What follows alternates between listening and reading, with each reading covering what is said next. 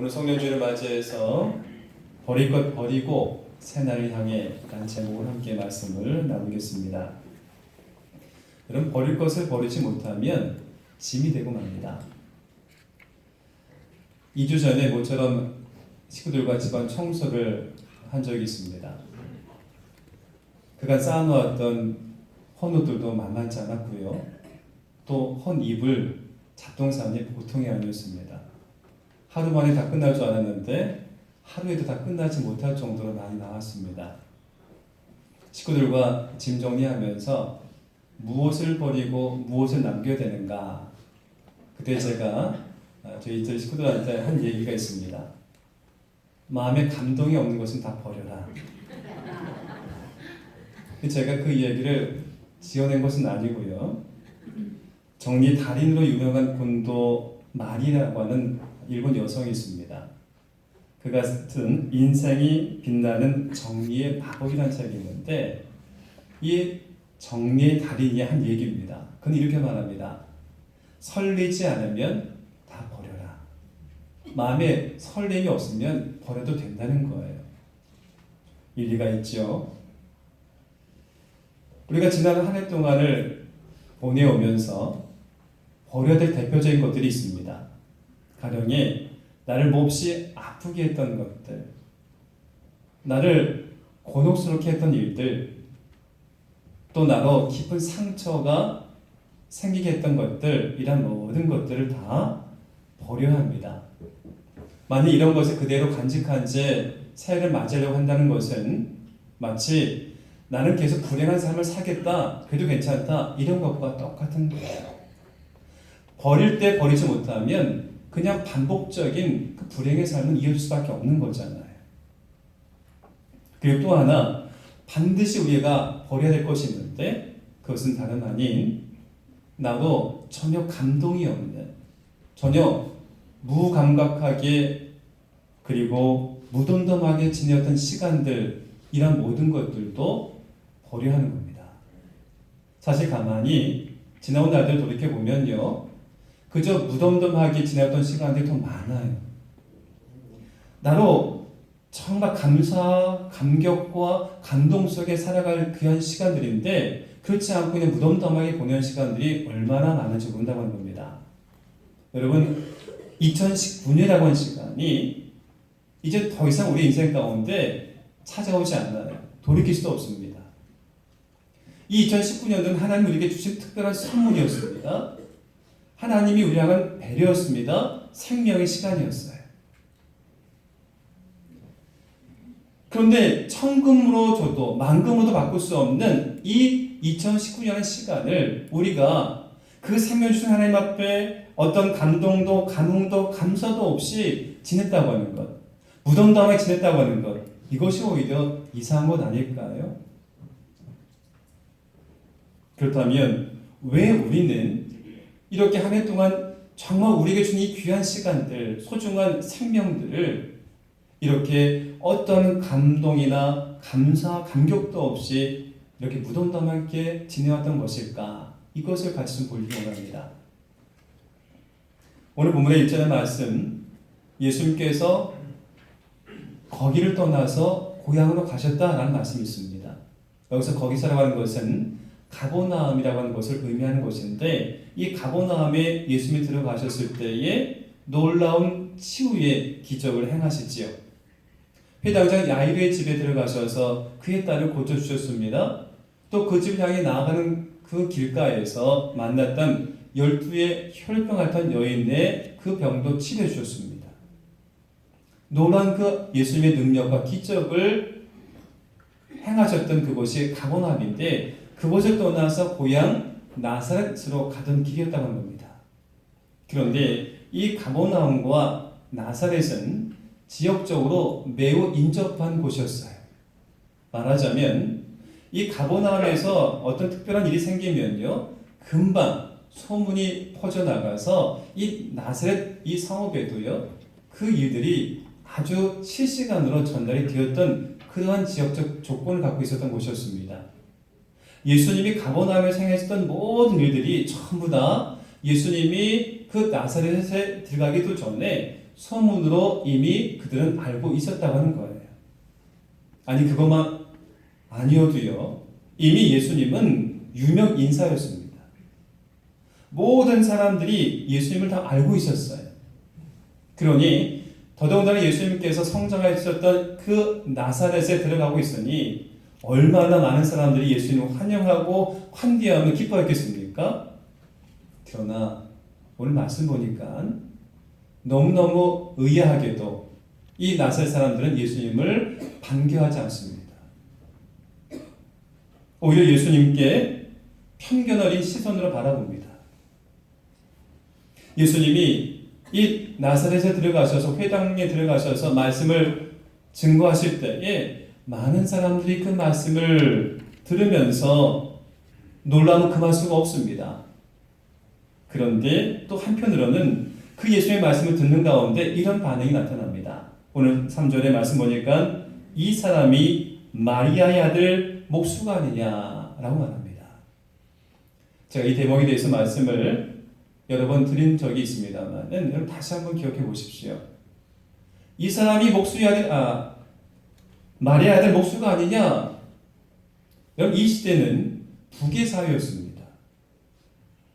그리고 한 사람을 칭할 때에 그래서 아버지의 그 이름을 앞에 붙이는 것이 예사였습니다. 말하자면 이 사람은 요셉의 아들이 아니냐 이렇게 말하면 맞는 거예요. 그런데 지금 이 나사렛 사람들은 이 사람은 마리아의 아들 아니냐 이렇게 말하는 겁니다. 여기 안에는요 매우 편견 어린 그런 따가운 시선이 담겨져 있는 표현인 거예요. 좀 거치게 표현하면 이런 겁니다. 예수님이 성장했던 모든 과정을 다 알고 있는 거예요. 말하자면 예수님의 출생의 비밀을 그들은 알고 있었다는 겁니다. 요셉의 친아들이 아닌 걸 우리도 안다는 거예요. 이미 아이를 임신한 상태로 정혼한 여인, 그러니 그 아들은 요셉의 아들이 아니라 마리아의 아들인 거예요.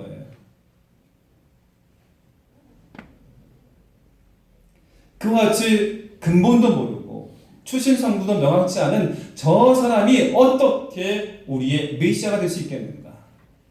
메시아만이 할 수 있는 기적과 능력을 어떻게 행할 수 있겠는가? 우린 도무지 믿을 수가 없다는 겁니다.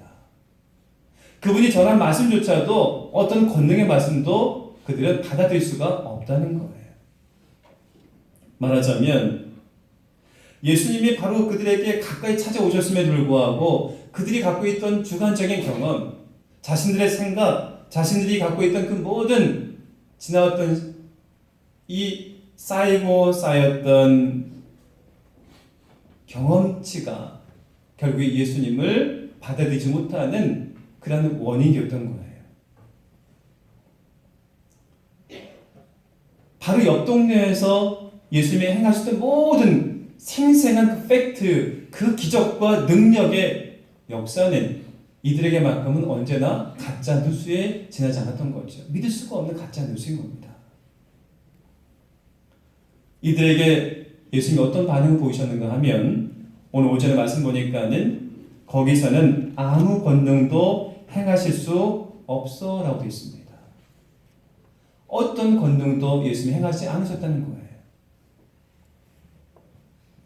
결국 이 말씀은 자기의 주관적 경험, 자신의 생각, 그 스스로가 청한 울타리를 벗어나지 않는 이들에게는 어떤 하나님의 능력도 나타나지 않는다라고 하는 그런 말씀인 겁니다.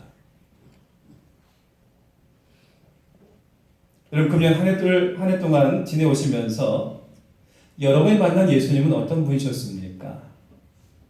하나님께서 내게 주신 은혜는 어떤 것이었습니까? 어떤 일 말하기를 잠잠히 내게 다가오시고 찾아오시는 예수님, 항상 내 곁을 지켜주셨던 예수님, 그분은 그렇게 내 곁을 늘 지켜주셨습니다. 이렇게 고백한 분들도 있을 거예요. 어떤 분들은 내가 정말 자녀 문제로 실험하며 하나님 앞에 엎드려 기도했는데 하나님께서 내 자녀의 앞길 열어주시고 하나하나씩 문제가 해결되어진 은혜를 주셨습니다. 이런 분도 있을 수 있어요. 또 이 한 해에 특별한 의미가 있는 일도 있습니다. 태중에 아이를 주신 하나님, 저같이 장인과 저희 아버지를 하늘나라 보낸 이들에게는요, 이것이 분명 슬픔인데 그 장례 절차를 통해서도 하나님께서 어떻게 역사하셨는지를 생생히 체험하면서 아버지의 소중함과 끝까지 마지막 순간에도 뭔가를 주시고자 하셨던 그 마음을 헤아리게 돼서 평생의 아버지에 대한 감사함을 질 수 있게 하신 것, 이것이 또한 저와 같은 이들에게는 은혜 중에 은혜이지요. 금년 한 해 동안에 각자에게 물어본다면 많은 분들이 하나님 내게 이런 은혜 주셨습니다, 이런 사랑 주셨습니다 라는 그런 간증들이 많이 쏟아질 것만 같아요. 그런데 이와는 반대로 혹시 우리 중에는 이 모든 다른 사람들의 영적인 체험과 은혜가 전부 남의 이야기로 들려진 분도 있을 수 있겠습니다. 나와는 무관한, 그래서 하나님은 나에게만큼 인색하는 것만 같아요. 다른 이들에게는 잠잠히 찾아오기도 하시고 그의 기도의 제목에 하나님께서 선히 응답하셔서 응답도 해주시고 정말 이렇게 저렇게 하나님 역사해 주셨는데 다 남의 이야기, 남의 옆에 동네 이야기처럼 들려지는 거예요. 나는 무관한 것처럼 생각이 들어진 일도 있을 수가 있는 겁니다. 바로 이 같은 마음을 갖고 있는 이들에게 예수 말씀하시는 겁니다. 거기서는 아무 권능도 행하실 수가 없었다라는 겁니다.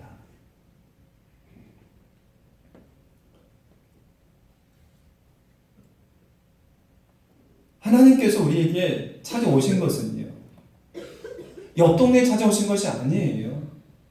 내가 사는 곳에 찾아오신 것이고 나를 찾아오신 겁니다. 2000년 전에 예수님이 찾아오신 것이 아니라 2019년도 우리에게 찾아오신 분이 예수님이신 거예요. 예수님은 가버나움에만 찾아가신 것이 아니라 내가 살고 있는 고향 나사렛에 오신 겁니다. 나를 찾아오신 건데 내 경험과 내 주관적인 그 모든 지나왔던 시간들의 생각들 안에서 벗어나지 않는 나에게는요, 그러나 아무리 찾아오셔서도 그분의 기적과 능력은 나타나지 않는다는 겁니다. 저는 이것을 이렇게 표현하고 싶어요. 내 삶에 감동이 없다는 것은요, 내 삶에 주님에 대한 믿음이 없다는 것과 동격이다, 저는 이렇게 표현하고 싶어요. 내 삶에 감동이 있길 바란다면 여러분, 주님의 은혜와 사랑을 믿음 가지고 간구하시길 주의 이름으로 축원합니다.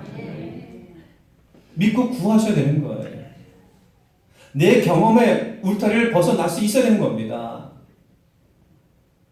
내 생각과 내가 갖고 있는 모든 주관적 경험들 안에 머물러 있으면요, 거기서는 어떤 하나님의 능력도 나타나지 않아요. 다 남의 동네 이야기, 남 이야기로만 그게 끝날 뿐인 거예요.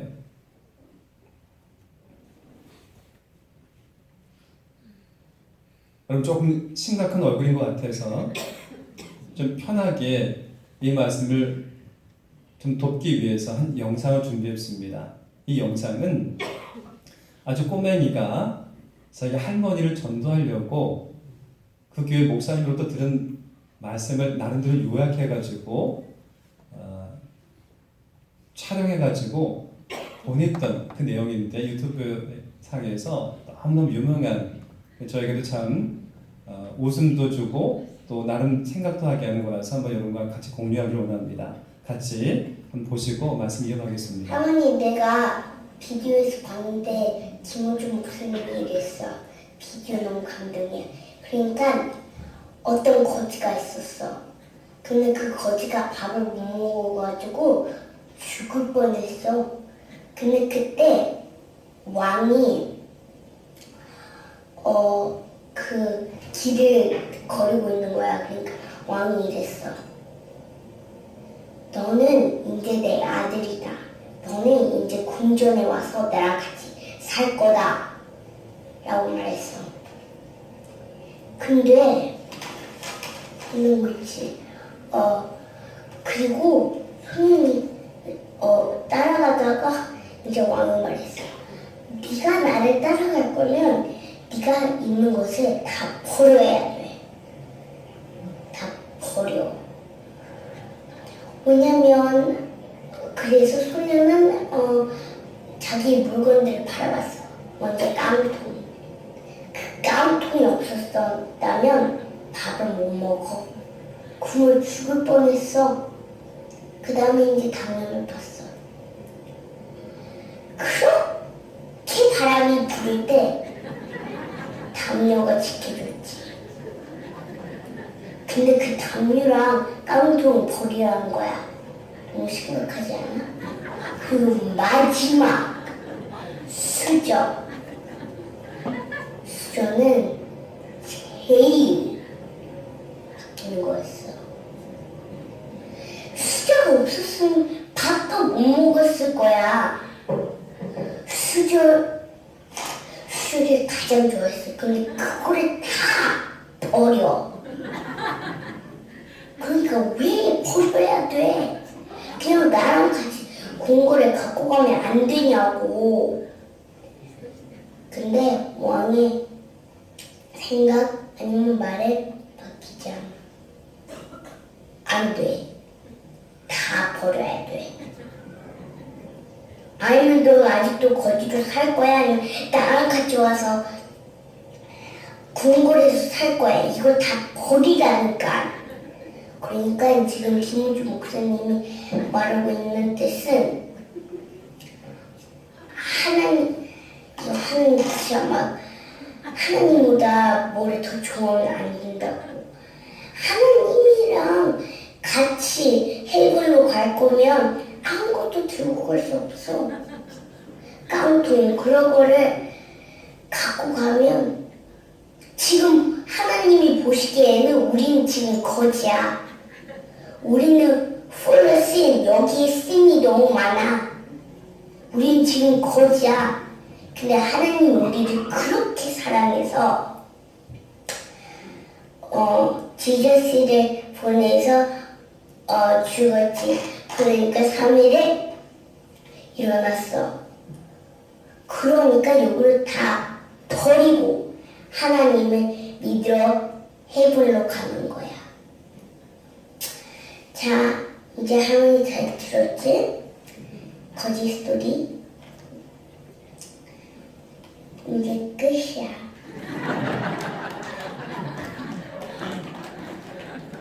제가 이 왕과 거지 이야기를 들려주려고 하다가 저 아이만큼 그렇게 생생하게 전달을 못하겠더라고요.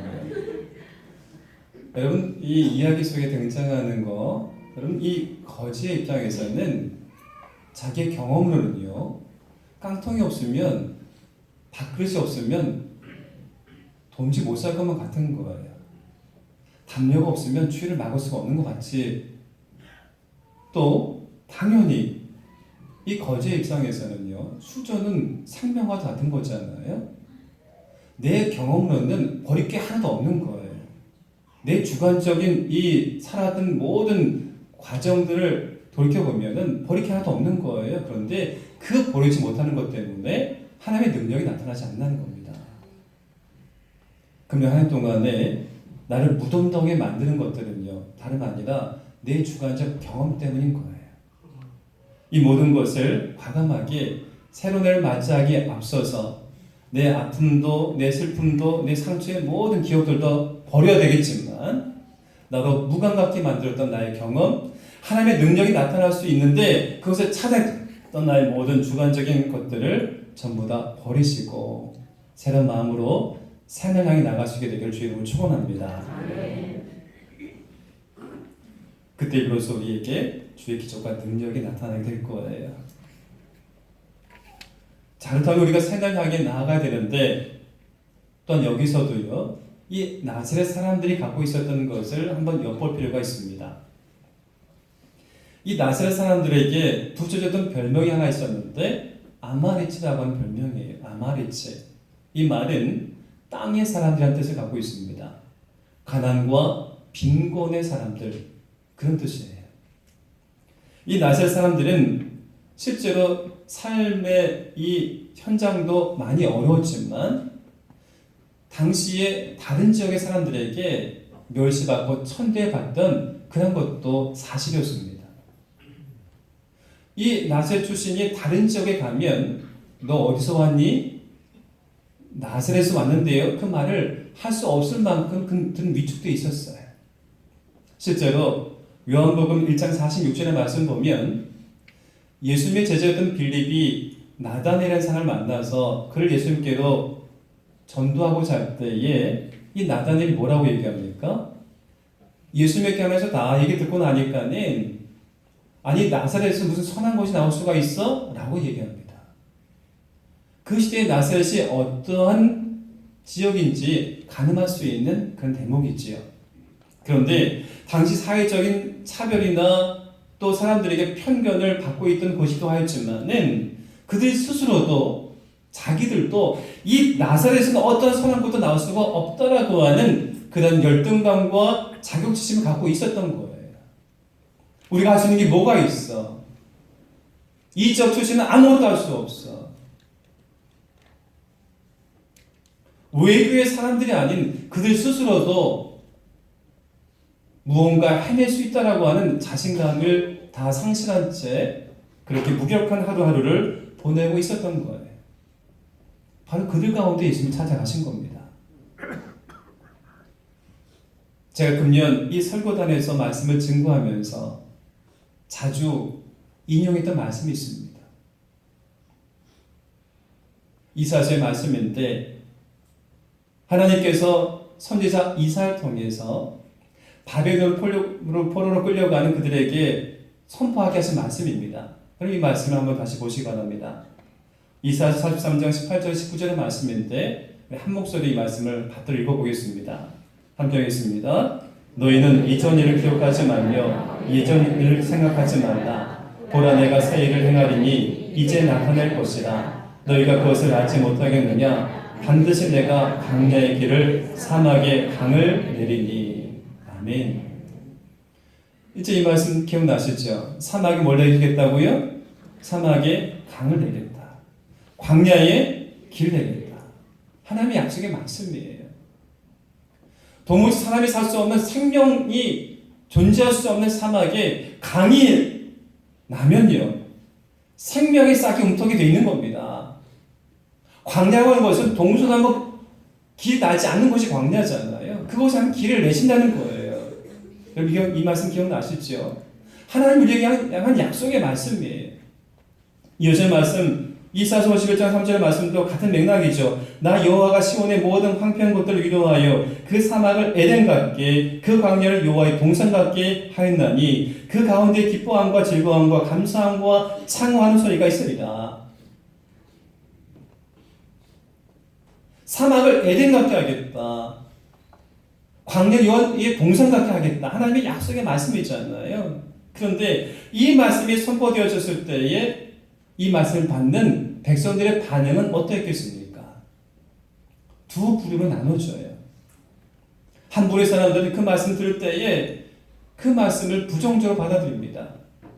아니 우리가 지금 추락하고는 중에 있는데 바닥을 쳐야지만 그나마 상승할 수 있는데 아직 바닥이 어딘지도 모르게 계속 추락하기만 하는데 무슨 이런 일들이 우리가 때 일어날 수가 있다고 그래? 어떻게 사막에 강이 나고 어떻게 광야에 길을 할 수가 있어? 우린 추락할 뿐이야. 이런 일 우리가 일어날 수가 없어? 마치 더 거슬러 올라가서요. 출애굽 이후에 만 1년이 된 그때에 이스라엘 백성들이 가데스 바네아에 진을 칩니다. 하나님께서 그들 가운데에 12명의 정탐꾼을 선별해서 가나안 땅을 정탐하고 오게 하잖아요. 그 12명의 정탐꾼들이 와서 회중들 앞에서 보고합니다. 10명의 정탐꾼들, 갈렙과 여호수아를 제한 그 10명의 정탐꾼들이 그들에게 부정적인 보고를 하지 않나요? 도무지 그 땅에 들어가면 우리는 패배할 수밖에 없다. 그들에 비하면 우리 메뚜기에 지나지 않는다는 말을 듣고 이 이스라엘 백성들이 탄식하며 땅을 치면서 우리가 죽을 곳이 없어 여기까지 데려왔냐고. 우리 다 죽게 되었느라고. 반면에 갈렙과 여호수아 이 두 사람만큼은요. 하나님의 약속을 붙잡잖아요. 하나님 우리에게 주실 약속이 있지 않느냐. 하나님께서 반드시 그 일을 이루어주실 것이다. 그러니 우리가 용기를 내고 힘을 다해 그 땅에 나아가자. 결과 어떻습니까? 사막에 강을 내실 수 있는 하나님, 광야 길리실 수 있는 하나님, 이스라엘 백성들의 능력과 그들의 권능으로 그 땅에 들어가는 것이 아니라 이같이 사막의 강을 광야에 길리실 수 있는 하나님이 계신데 그분에 의해서는 가능한 것인데 그 하나님에 대한 믿음이 없었던 이 부정적인 사람들은 결국에 그 광야에서 생애를 마칠 수밖에 없었던 거예요. 반면에 갈렙과 여호수아는요, 하나님의 말씀을 있는 그대로 받아들인 그들은요, 그들이 현실을 뛰어넘어 약속의 땅에 들어갈 수 있었잖아요. 여러분, 하나님의 말씀에 반응한 때에 긍정적으로 반응한 사람들이 되길 주의 이름으로 축원합니다. 이것이 믿음이 있는 사람들의 모습이에요. 비록 여전히 우리가 추락하기만 하지 아직 바닥을 치지도 않았는데 그러나 언제고 하나님께서 바닥을 치고 상승케 하실 것이라고 하는, 그래서 마침내 내가 처해 있는 이 사막을 에덴 같게 하시고 내가 광야 척박한 곳에 있다 할지라도 그곳에서 하나님께서 여호와의 동산 같게 하실 것임을 기대하고 소망하면서 하나님의 말씀 붙잡고 나가는 자들에게, 말씀을 긍정한 사람들에게 하나님께서 어떻게 하셨습니까? 그들 때가 아니랄지라도 그들의 후손 가운데 그 일을 이루게 하셔서 마침내 그들이 다시금 조국으로 돌아오게 하시고 거기서 새로운 날들을 펼쳐나가 하시며 새로운 주역으로 등장하게 하셨잖아요. 하나님께서 우리에게 약속하신 말씀을 믿으시기 바랍니다. 사막에 강을 내신 하나님, 광야의 길을 내신 하나님은 그 옛날 이스라엘 백성들의 하나님이시기도 했지만은 오늘 우리 하나님이신 거예요. 아브라함의 하나님이, 야곱의 하나님이, 이삭의 하나님이, 요셉의 하나님이 오늘 저 여러분의 하나님이신 거예요. 그 하나님의 약속의 말씀 들려주고 있는 것입니다. 그러니 나를 둘러싼 모든 부정적인 상황에 좌지우지 되지 마시고요. 지금 내가 처한 상황, 도무지 나는 헤쳐나갈 수도 없고 헤어나지도 못할 것이라고 하는 그러한 상황에 혹여 놓여있다 할지라도 하나님의 말씀에 믿음으로 긍정하시길 주의로 축원합니다. 눈을 들어 땅을 바라보지 마시고 하늘 바라보시 바랍니다. 귀를 열 때 다른 사람들의 지식과 정보에 귀 기울여서 안 되겠구나, 도무지 안 되겠구나 하지 마시고요. 하나님의 음성에 반응하시고 믿음으로, 그래, 하나님이 나와 내 가정과 우리 교회 공동체를, 나의 직장과 나의 기업을 사막과 같지만 에덴과 같이 하시고 광야 같지만 여호와의 동산 같게 하실 것이다. 이 믿음 가지고 나가시기를 주의 이름으로 축원합니다. 오늘 말씀에 결론을 맺고자 할 때에 제가 몇 개월 전에 아주 귀한 시 한 편을 대했는데 너무 좋아가지고 오늘을 겨냥해서 아끼고 아꼈던 시 한 편이 있습니다. 반치란이라고 하는 분이 쓴 시인데 굉장히 젊은 시인입니다. 제목이 새해 첫 기적이라고 하는 시예요. 여러분 한번 좀 마음속에 새겨보시기 바랍니다. 황새는 날아서, 말은 뛰어서, 달팽이는 기어서, 군뱅이는 굴렀는데 한날 한시 새해 첫날에 도착했다. 바위는 앉은 채로 도착해 있었다. 전 이 시를 보면서요, 하나님이 그렇구나, 참 공평하신 하나님이 우리에게 이렇게 대하시지. 2019년도 지난 동안에 우리는 앞서거니 뒤서거니 할 일들도 분명히 있었을 거예요. 남들 저 앞으로 달려가는데 나는 계속 제자리에 머문 것 같고요. 뭐 하나 이루어진 거 없는 것 같고요. 성취한 것도 없는 것처럼 느껴진 분들도 얼마든지 있을 수가 있어요. 그렇지만 하나님은 공평하십니다. 누구에게나 새해는 똑같이 주어지게 돼 있어요. 새해 출발선은 모두가 똑같이 서게 될 것입니다. 그러니 버릴 것은 버리시고 하나님이 주시는 소망의 말씀 붙잡으시고 하늘을 바라보시고 주의 말씀을 경청하시고 우리에게 소망 주시고 약속하시고 사막에 강을 내시겠다 말씀하시고 광야에 길 내시겠다고 말씀하신 이것만 꽉 붙잡으시고 믿음 갖고 출발하시기를 주님으로 축원합니다. 공평하신 하나님께서 다시 시작하게 하셔요. 연연하지 마시고 과거에 머물지 마시고요. 새로운 마음 가지고 새날 향해 새해를 맞이하시기를 주의 이름 축원합니다. 오늘 주신 말씀 마음속에 새기면서 함께 찬양하기 원합니다. 이 고백이 중요한 고백이지만 또 우리가 다짐하면서 같이 우리 믿음을 가질 수 있는 그런 찬양 되기 원합니다. 하나님께서는 우리의 만남을 계획해 놓으셨는데 우리는 하나 되어 어디든 가리라 주 위에 서라면 무엇이든 하리라 함께 찬양하겠습니다.